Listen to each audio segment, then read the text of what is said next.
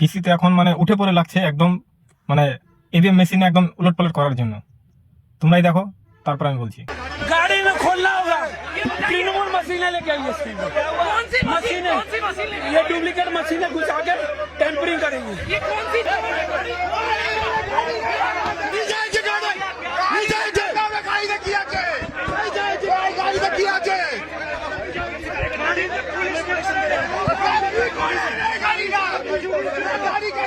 ভবানীপুরে অফিসে একদম বসে নিয়ে, যেখানে এভিএম মেশিনগুলো আছে সেখানে একদম 4 ঘন্টা ধরে বসে থেকে উনি টাইম বিতাইছে।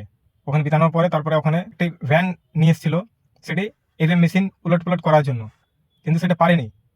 চেষ্টা করেছিল, হয়তো করেছে, কিন্তু আমরা বুঝতে পারিনি।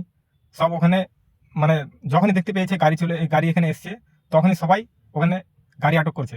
গাড়ি আটক করে তখন বলছে, হয় এখান থেকে গাড়িটা তুমি দরজাটা খুলো গাড়ির, আর না হলে তুমি গাড়িটা এখান থেকে নিয়ে যাও।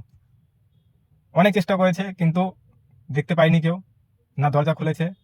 তারপর ওখান থেকে পুলিশ ফোর্স ওখান থেকে সবাইকে তাড়িয়ে দিয়ে গাড়ি পাঠিয়ে দিয়েছে।